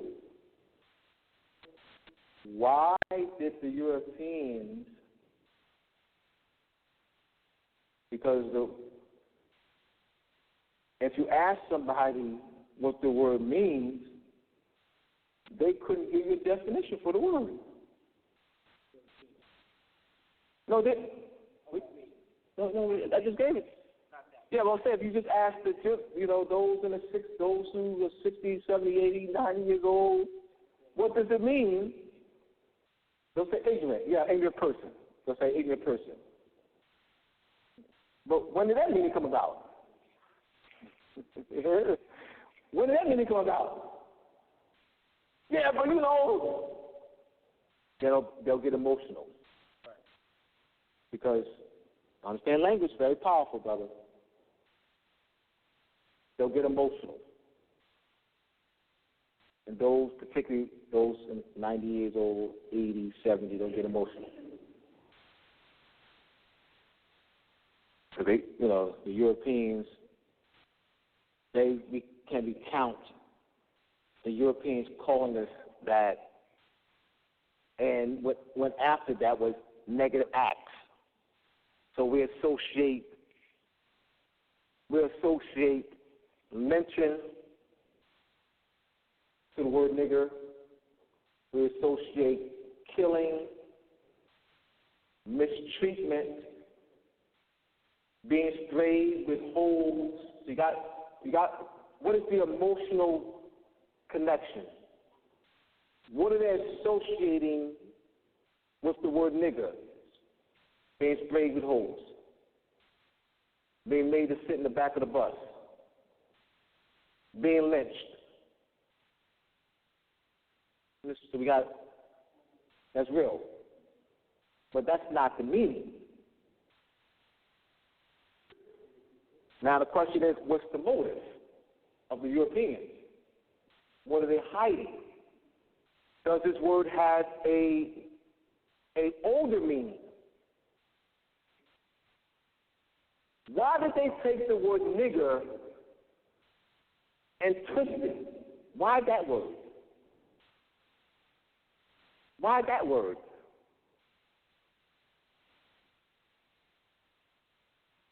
What do they don't want us to know about that word? Because the Indo-European root meaning there's no negative connotation with it's not negative. Not negative. As long as that it will be associated with melanin. I'm saying I feel the meaning developed by itself because people used to read on paper and their pronunciation and their dialect changed the word. They developed other places different meanings. In certain places you would consider a nigger a great Nigerian person. I'm with that. I know I'm clear on that meaning. I wanted to give them the Indo-European root of what I know. I'm aware of that. I'm with that. So I'm just thinking, how did it develop from different access, different places, and them just saying the name of these people? I feel we developed our own meaning behind that. It was never meant to change or try anything. It just happened for you. I'm with you on that. I'm saying if you were, let's say you were talking to let's say you were talking to a PhD and African studies. You can show them, like what I'm doing, brother, is I want you to challenge a PhD in African studies. To challenge a PhD in African studies, you give them the Indo-European root, where you show them from the Latin that, all right, show them the Indo-European root. There's something that you could actually show them that's documented that it doesn't. My point is, it doesn't have a negative connotation. That's the whole point I was making. I'm with you. I want to have to first show through documentary evidence that it does not have a negative meaning. I first show that. Then you shut them down. How do you shut down a PhD? How you shut them down? Use the same sources they use. You're going to use the dictionary. And you're going to go to the Indo-European root, right?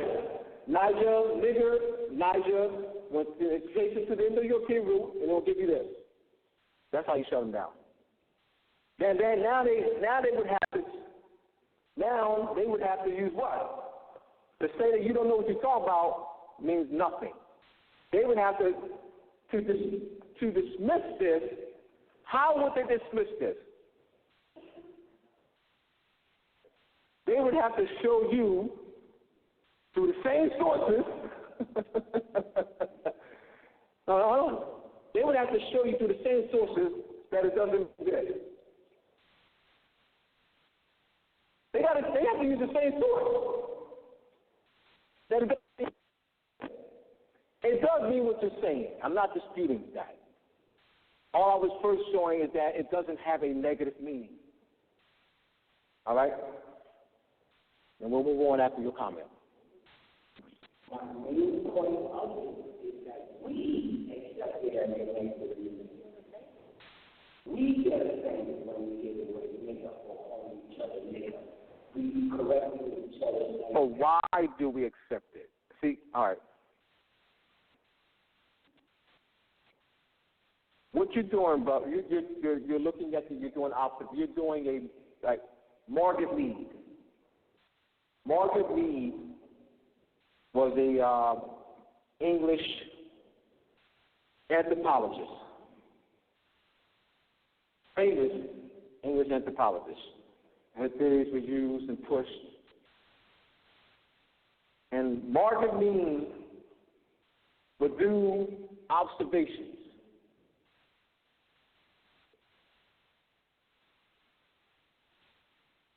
So I'm saying we know today that there are some of our people that reject this. Not the children. The children don't do that, so we can't say all. The young adults and children don't reject the word nigger. A lot of the adults do. The question is, why though? So I talked about. No, not everybody. Can't say everybody. They don't. You can't say everyone, so we got to stop that. It's not. I said a lot of the youth and young adults. Everybody's not. Yeah, absolutely not. A lot of the youth and young adults. We can say that. All right. The older adults, no.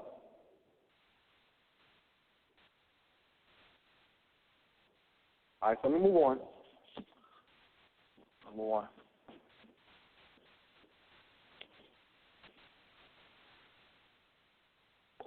All right. Before we went live. All right. So I got what? I got 20 minutes, 10, 15 minutes. That's all I need. All right. Before we went live, for those who were here earlier, do not answer, please. For those who heard the lesson earlier, do not answer. Don't even raise your hand. All right?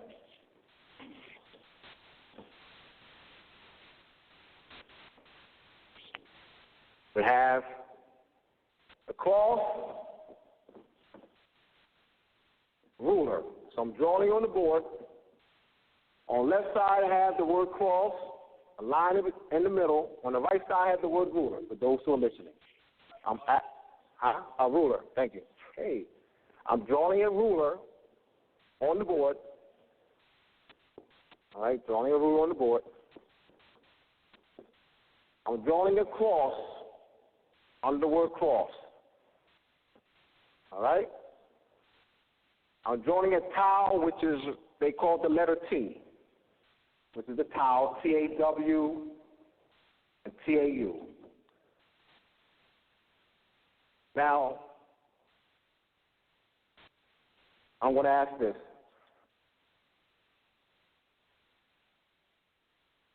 Sister,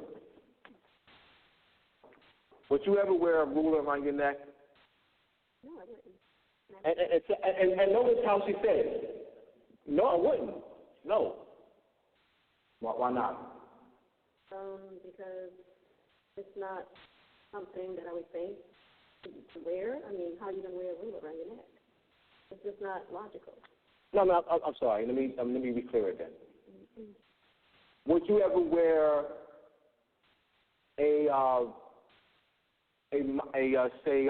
somebody do some jewelry for you?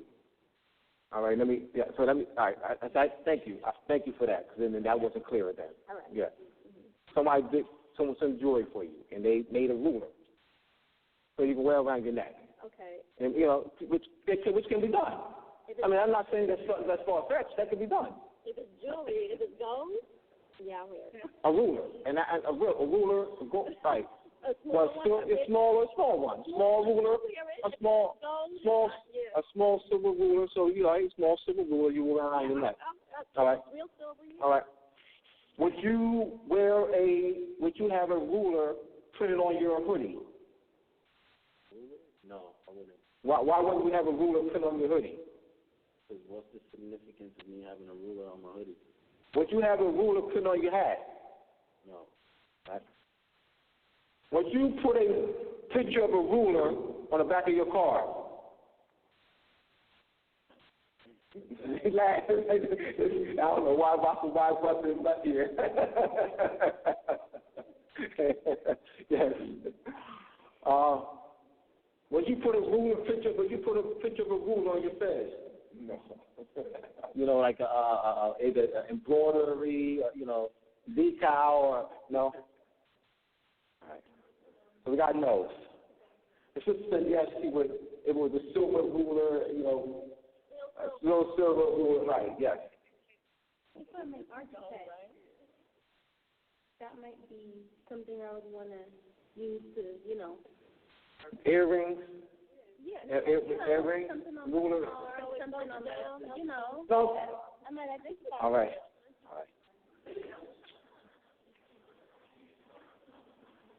rings, you know. Would you wear a cross around your neck? No. Have you ever worn a cross around your neck? No. Earrings? No. On the back of your car? No. Have you ever worn a cross around your neck? No. The back of your car? No. T-shirt? No. Hat? Nope. Have you ever worn a cross around your neck? When I was younger, yes. Why? Well, the time I was younger, God up to Jesus Christ.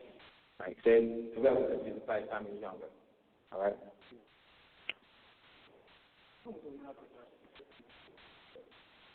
Have you ever worn a cross around your neck? No, not around my neck. On a car? No. T-shirt? Yes. Hat? I had a shirt. All right. Why? I just thought it looked good. You just thought it looked good. All right. I'm getting somewhere with this. I mean, move on. All right. I'm getting somewhere with this. All right. Now, we know that millions of people wear crosses around their neck or T-shirts or their hats, jacket, all right, back of their car, all right? But you won't see people with rulers on T-shirts or hats or back of their jacket on their car, around their neck, even as a pendant. Why not? What does the cross and ruler have in common? I'll tell you. They both are used for measurement. Huh? They're both used for measurement. The reason why, so let's advance this. We're 500 years into the future. We're 500 years into the future. The knowledge of the ruler and its function has been suppressed. Millions of people throughout the world are not aware of how the ruler was used 500 years ago. Remember, it was 500 years in the future. All right? They weren't aware that school children, use the ruler every day, or the ruler used to measure this book here or this podium. They're not aware of that, so they wear it around their neck, pull it in the back of their cars, have it on buildings, worship to it, bow to it, all right? Have it on hats, earrings, all right? 500 years in the future. That's what they're doing to the cross today. They've been doing for quite some time. The cow, or cross, which is a diameter, an ancient Egyptian measurement tool used to measure the flood lines of the Nile River, as the Nile River flooded every year, annually. You have 12 cubits. Cubit is an ancient Egyptian unit of measurement.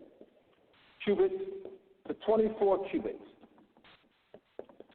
When the level of each 24 cubits represents destruction. This was very important to measure, because it was the survival. You need to measure the annual flood line to predict how high it would flood. So the cross or diameter or tau was built, and this is used in its function. The Europeans have misrepresented to the mass of the people that's a symbol. It's not a symbol. It's all right, let me do this. Would you call a ruler a symbol? No, you wouldn't. No, you wouldn't. So we got come on. Don't try to come on. Would you call a ruler a symbol? What you call a rule, do we usually refer to a rule as a symbol? Would you refer to a rule as a symbol? No. Would you refer to a rule as a symbol? No. Why not? For those who say no. Because you know its function. You know its function. You know that millions of people use it to measure. Are you aware, family, that the measurement of that the function of the cross is used in a similar fashion for measurement? But that knowledge has been suppressed and misrepresented as a symbol.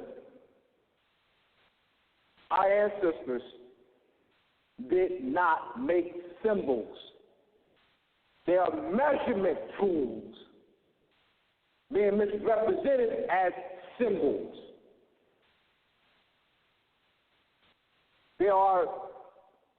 There's a mathematical, astronomical knowledge has been suppressed.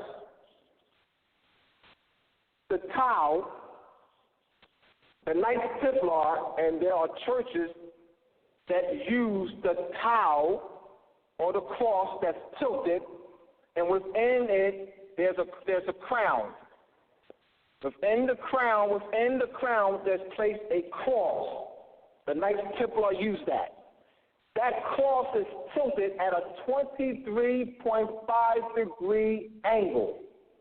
And that axial tilt, that 23.5 degree axial tilt represents the precession of the equinoxes. This is what they're suppressing.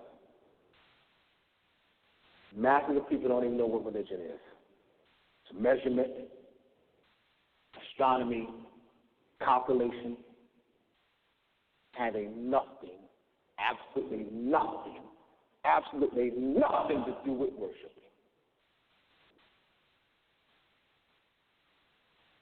At all. That's what they're suppressing. It's a misrepresentation of religion. Masses of people don't know what religion is. All right? Let me give you some sources. I'll give you some sources here.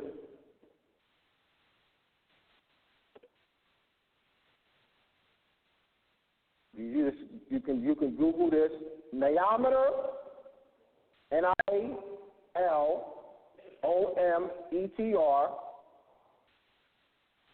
ancient structures used to measure the level of River Nile. Diameter. Ancient structures used to measure the level of River Nile. Here, I'll give you another one.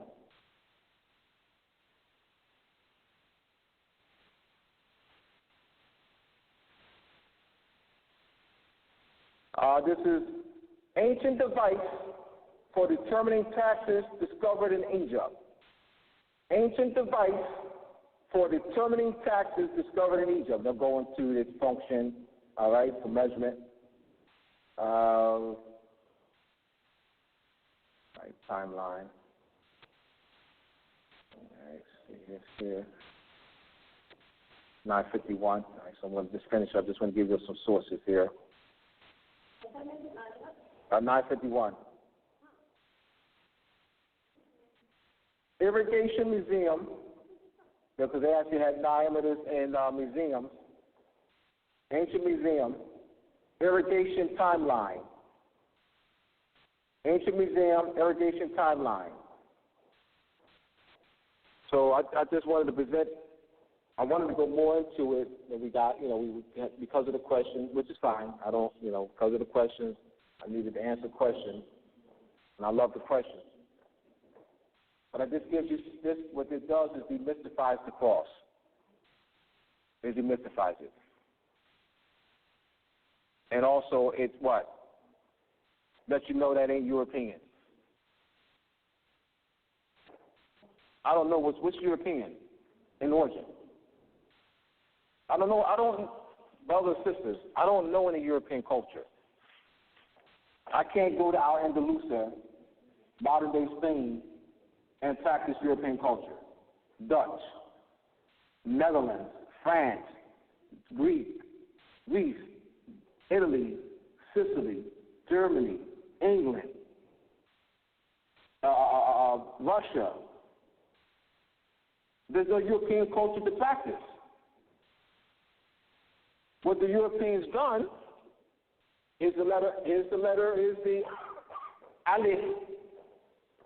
Alif, alpha in Greek. That's the original form. It's the inverted A. An inverted A, which is the proper, which is actually Taurus, the bull's head,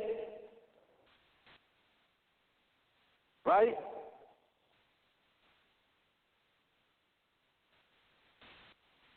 All right. Can you tell me what this is, sister? Tell me what this is. No. You gave me the sound because you didn't understand the question. I'm with you. It's solid. It's solid. You gave me the sound. You didn't identify what it is. Yeah, you gave me a sound, and you gave me a modern sound. You didn't say alif or the Greek alpha. All right? Can you tell me what this is?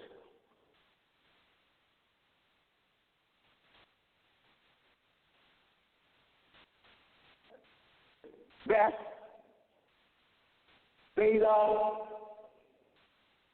but that's a modern English sound.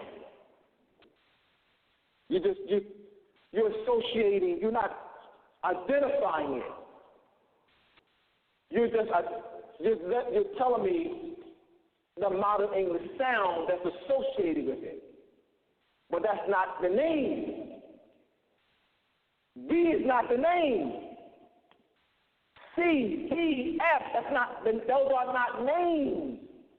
Those are modern English sounds. You say they robbed you.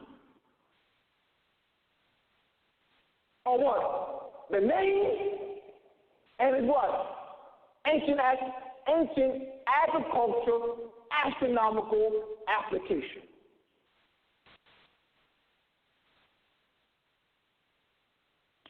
Control. On that, I'm going to end. I want to thank you. All right? I'm going to say this real quick. To get Moors and Masonry, for those who are listening too, to order Moors and Masonry, go to moorsandmasonry.org. Not Moors Silver Letter, moorsandmasonry.org to order Moors and Masonry. The PDF version, also the PDF version of the Illuminati book, go to moorsandmasonry.org. So there's a printed copy and the PDF version of moorsandmasonry.org. Moors and Masonry, go to moorsandmasonry.org. All right? Yes. I want to make an announcement. Oh, yes. First of all, can you tell her to cut my mic? I don't know if she has my mic on or not. Just hold on, everybody. We have something we want to share. You want her to cut your? I got it. You got it? Cut my mic. On. All right. I'll cut your mic on. Mic on. I don't want to see you. Yeah. You on? Oh, I hear you. I hear you.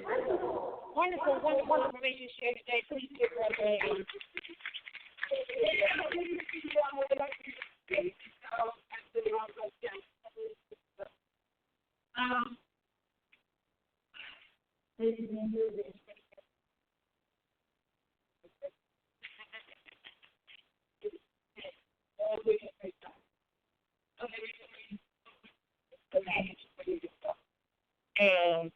so, here, Jay, give that to you. All right. And the other thing that I'm going to do is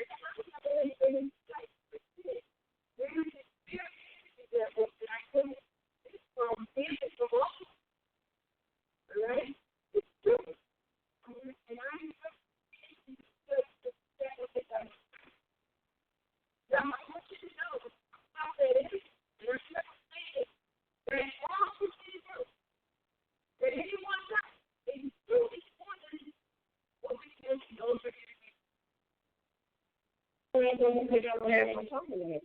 All right, so all of this work that we do is really for the younger generation. No, that's real. The Bible said this is into the youth at all costs. The Bible said that this is for the younger generation. You got young and old. And it doesn't matter what your age is, you can be reborn. We just found that out. We think it is. So, but really for the younger generation, for all of you, hold this hope. That's what I see, this hope for the next generation. And you're still here. You didn't come in there, and it looks like you were interested, but a couple of times, I thought your energy so strong. I was like, what a minute, you right. I feel we felt that way because you are the Insurgents Returning. You are what the group is for. You represent that for every other person in the generation with you and below you and whoever you come in contact with. So, I felt honored and it said, I said, oh, my hearing is really strong. You're sitting in the back row. Which is really, I have said before, you look at this but when they look at you and they don't see that blinking light in your eyes and they know you're lying or you're doing the trigger stuff, they're going to just listen. So I say, y'all still here, so I think you're going to think that we're doing pretty good. And we're not is here. And I just want you to know that I appreciate that you appreciate that. So with that being said, Brother RVBey,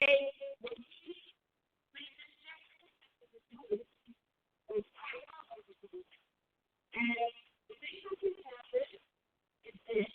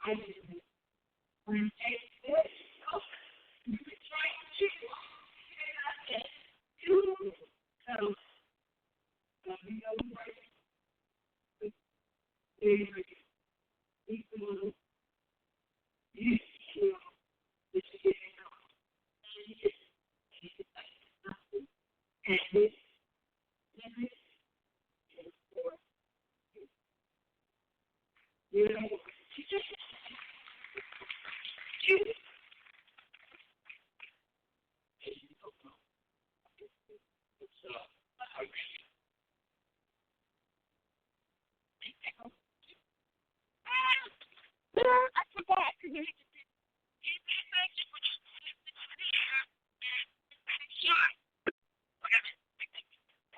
You again.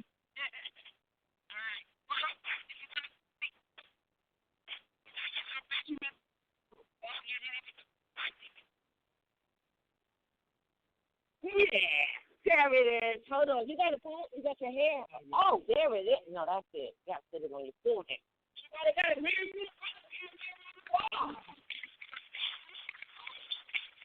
Are you getting this picture? The mirror on this?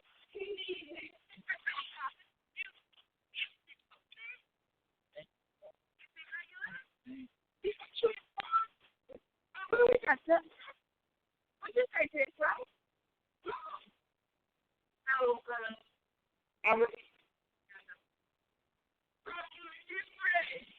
it's like taking the people on charger. It just transforms us. You see it? Because that's the flag. The first people in was really accurate. There it is. That represents the womb. You know the story behind it. It's on the site if anybody doesn't know. Wow, it looks great. You can have it. She's young. You see the face. You got the box. You got the stage. You got the wall. Okay. All right. With that being said, and judging to no, much more together. And I'm listening to everything he said. You do understand what he meant about the domicile jurisdiction is important. This right over here actually comes out the side. There is domicile national, and then there is a quasi-national. The quasi-national are the states. Here's the key, and why people